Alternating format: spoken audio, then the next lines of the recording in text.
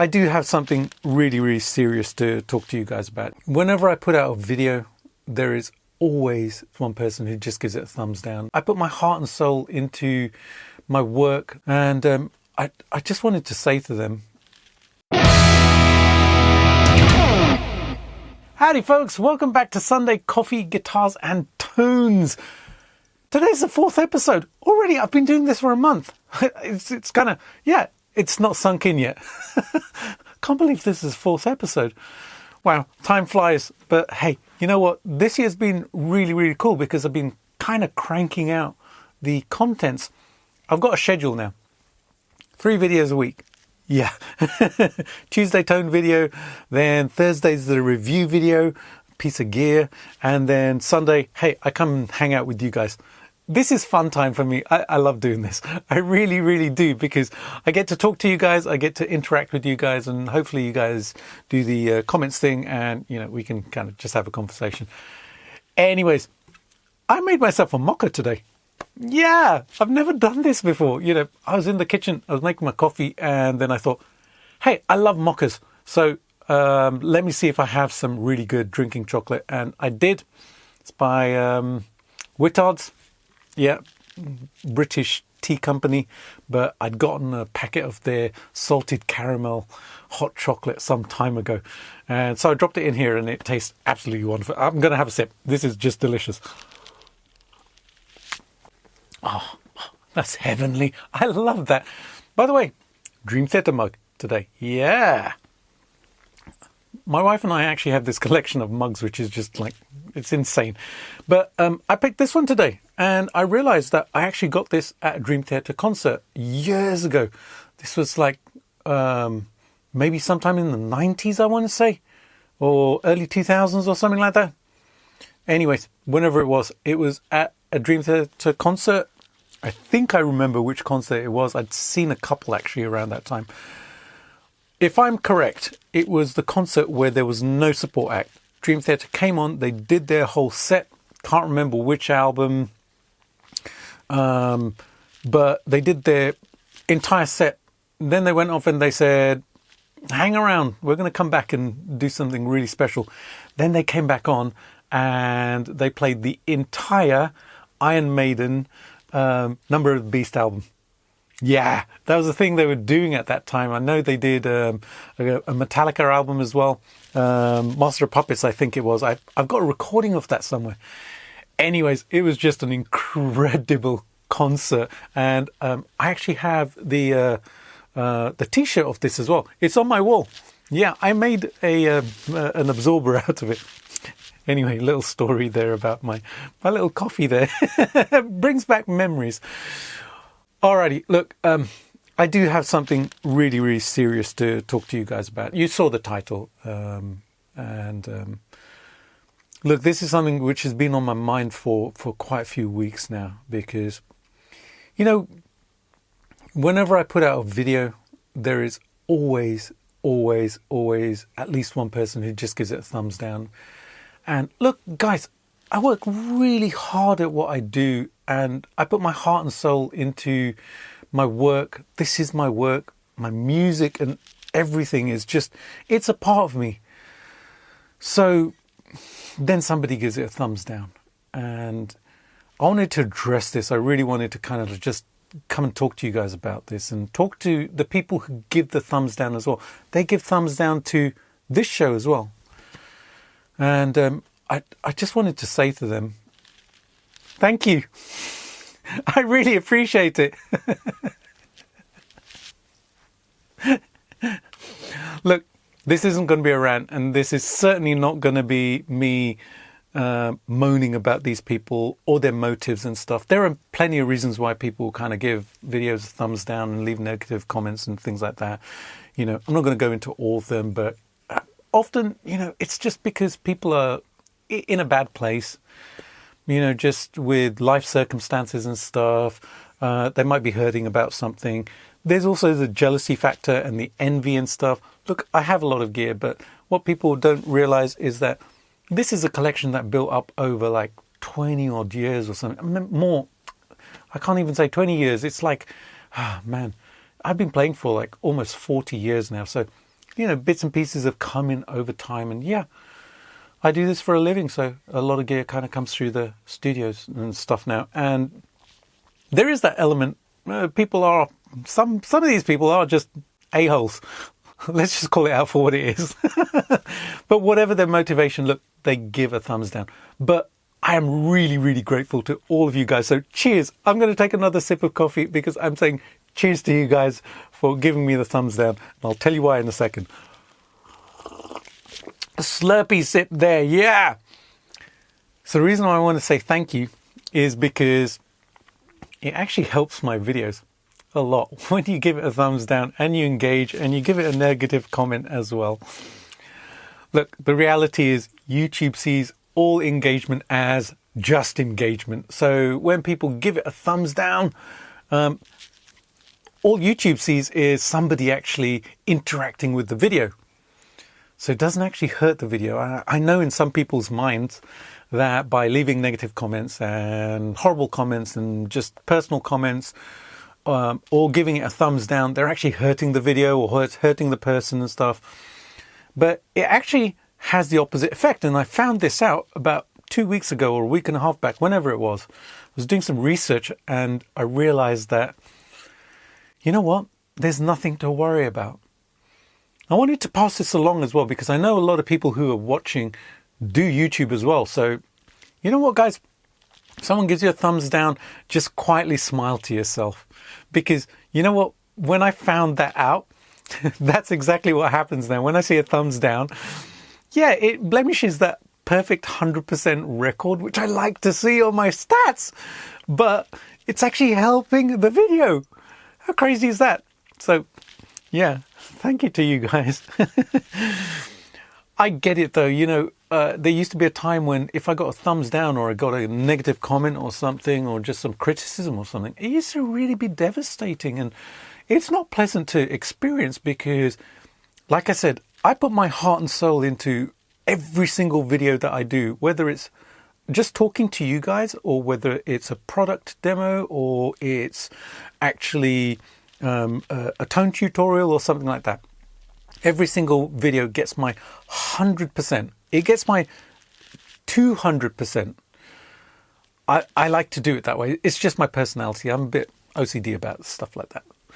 So I get it, and in the past when I used to get these comments and stuff and seeing a thumbs down, it used to be like, come on guys, why? Why would you do this to somebody who's actually putting in so much work? And I completely get if you're in that place as well. If you're a YouTuber, a content creator, and this happens, whether it's here on YouTube or Facebook or something like that.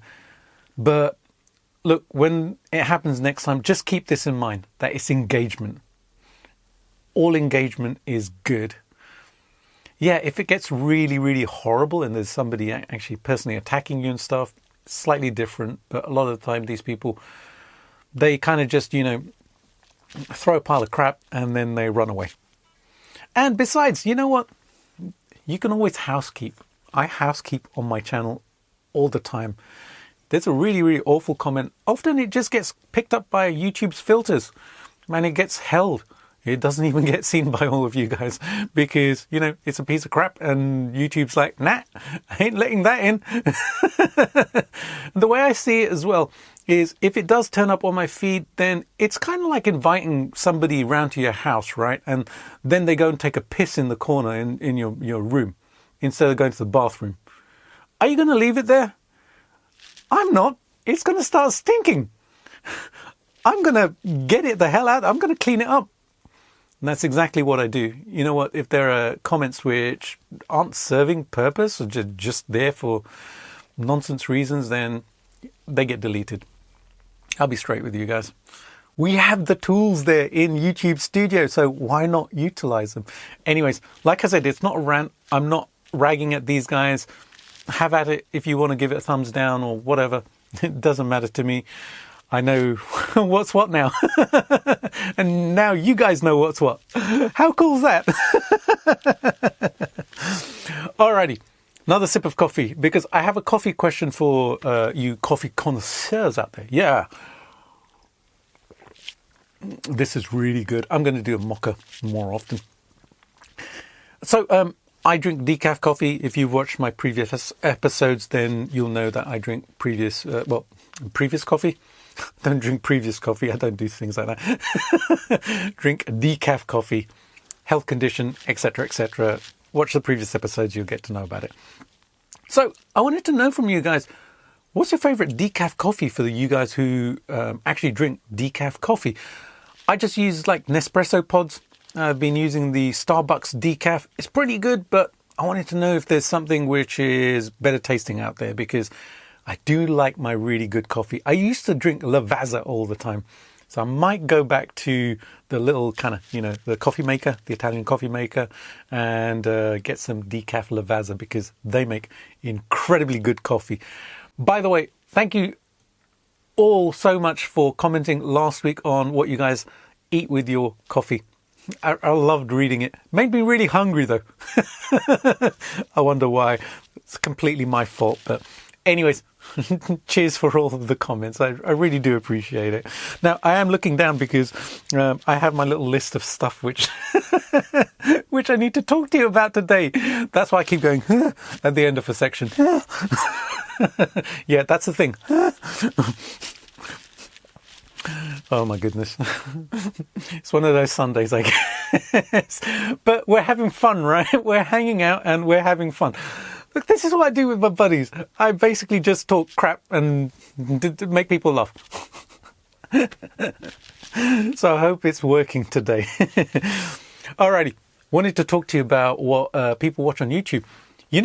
I'll let you into a little secret. Shh, don't tell anybody. All right, shh. Just between you guys and me. All right. But don't spread it out to the whole of YouTube, which this is going out on. I don't actually watch a lot of guitar YouTube. Look, for me, it's a bit of a busman's holiday, which means it's kind of like going on a vacation, right? And you're like a bus or a lorry driver, and you have to drive there. You kind of don't want to do that, right? I'm a musician. I'm a full-time musician. I get to play music every single day and play with gear and play my guitars and stuff like that. So when I'm doing stuff outside of YouTube, I tend kind of not to watch guitar YouTube. I do sometimes. I do watch certain channels like Leon Todd. Every single video he comes out with, I like to watch Leon. He's just a good guy. I met him last year. We hung out a little bit in Edinburgh Fringe Week, actually, up in Edinburgh in Scotland. And lovely, lovely guy, incredible guitar player, very, very inspiring to watch his stuff. So I watch his stuff and a bunch of others, some of my YouTuber friends and stuff like that who I know. But in general, I usually binge watch on car shows. Yep, I'm big into cars. I absolutely adore my cars. So I always have, since I was like yay high. My uncle, he actually introduced me to the worlds of Ferrari and Lamborghini. This is back in like the early 80s. He's no longer with us. He passed away in 1990. He was my hero in life, by the way. And he kind of like introduced me to all of these supercars and stuff at the time. And he was a Ferrari guy. I used to love the Lamborghinis and stuff. So I watch a lot of stuff on YouTube about car stuff. So it's my thing on YouTube. And I love watching people actually rebuild cars. So channels like Tavarish and Matt Armstrong. And lately I've been watching also kind of Hoovy's Garage as well. I like watching Hoovy's Garage. He's a funny guy. And lately I've been watching Mark McCann as well.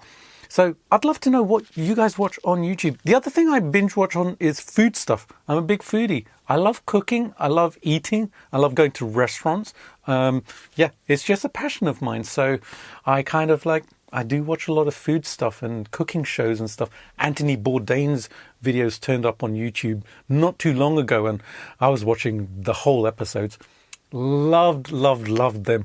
He was such a cool guy as well. I would have loved to have met him in real life and stuff. But anyways, another person who has passed away very, very sadly. But they're my two things. Yeah. So if you look at my YouTube history, you'll see loads of car stuff and loads of food stuff and a little bit of guitar stuff. Alrighty, so I had a question a few weeks ago about showing my guitar collection, and I thought I would start doing that. So let me have another sip, and then I'm going to show you this thing here. Yeah. So this here, this is probably my most played guitar, actually. This is a Sterling Luke. I bought this in, I want to say October 2024, October or November 2024. I just come back from Guitar Summit and I was browsing and stuff, saw it, it looked amazing. I've wanted one of these for a long, long time and came up at a really good price. So I was looking at the price and I was like, you know what, I just need to get this. I'm so glad I did. This guitar is absolutely freaking amazing. It really has kind of like changed the way I kind of like approached guitars in terms of like my purchasing decisions. Previous to that, it was just Super Strat, PRS. Yeah, a few of those as well. And then Super Strat, etc., etc. But this is slightly different. This is kind of, you know, obviously designed for Steve Lukather, Toto. Amazing guitar player, session musician as well. The one thing that really grabbed me immediately when I got this was I started playing it and the neck is just absolutely sublime. It's a soft V-shaped neck, which is kind of like, it's like that, rather than the curved C shape or the D shape or whatever. And I've previously played a V-shaped neck, which was it was one of the dime bag guitars by Dean, and it was Razorback, yeah. And I put my hand on the neck, and it was a very, very pronounced V on there. So I didn't find that too comfortable, but the soft V on this is absolutely stunning. But this has been incredible because of the tones, the way it plays. This is the budget line of Music Man. I can't believe that this is the budget line because this is a sensational guitar. I pick this pretty much every time I want to record something or play something. Used it live. Just a stunning guitar. The vibrato bridge is amazing. Floats, and hey, look, it flutters. Yeah. I know, I'm a kid. Replaced the tuners. One of them went a bit bad, and I've got some Geica tuners on there at the moment. But I'm going to change these out for Gotos. I want a really, really beautiful set of Goto Magnum locking tuners on here. These are okay, but they're like 18 or 19 to 1 ratio, and you got to spin them like about 1,000 times before you get your tuning right and stuff. It obviously has the boost on there as well on the volume part. You can push it, and it introduces a 12 dB boost. I don't actually use that. I might take it out the circuit actually, but the switching is fantastic on here. It's kind of like PRS style. So it's got 5 position, even though it's 2 humbuckers. So humbucker, then split coils somehow, then the 2 humbuckers, split coils again in a different configuration, and the neck humbucker. Pickups on this have been changed because the Sterling pickups, they were good, but they were kind of like, they were really microphonic for whatever reason. So I put a set of Tone Rider Panama pickups in here. It was the first set of Panamas that I actually installed on the guitar. These became my absolute favorite pickups.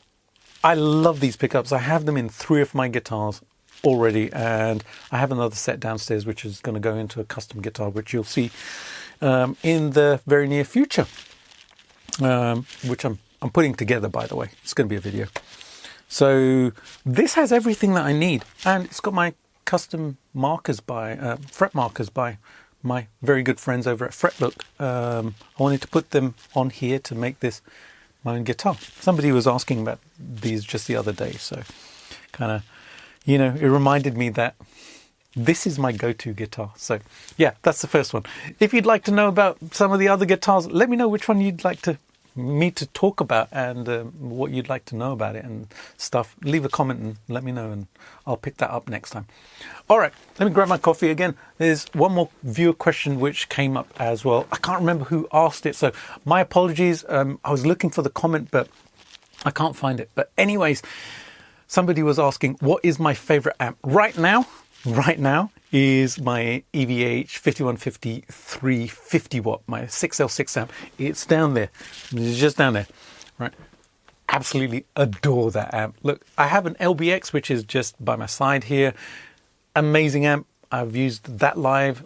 I bought that first, and then that was so good. I kind of figured, you know what, I need to get the Big Daddy. I didn't get the 100 watt because just simply because of size and stuff. I knew the 50 watt would fit within my shelving unit there. I love that amp because it is an absolute beast. It does cleans really well on the green channel. Blue channel is sublime. Really, really great channel. And red channel, man, more gain than I will ever need in my entire lifetime. Compressed, but does so well for leads and stuff. So many great tones. I'm going to do a video on that really, really soon, so stay tuned for that. Alrighty, I think that'll do it for today. If you guys have any questions, leave them in the comments section below. I always love interacting with you. Have a lovely, lovely Sunday. Have a lovely coffee. Have a Dream Theater coffee. Yeah. I should listen to them again. I haven't listened to their latest album, actually, or last few albums, if truth be told. Alrighty, folks, so thank you so much for hanging with me today. It is always such a pleasure to come here on Sunday and spend some time with you guys. Have a wonderful Sunday, and I shall see you next time with another one. Tune in on Tuesday. There's another episode of Decoding EVH. It's a really good one as well. Something you might not be expecting. Yeah. All right. Have a great day. I'll see you later.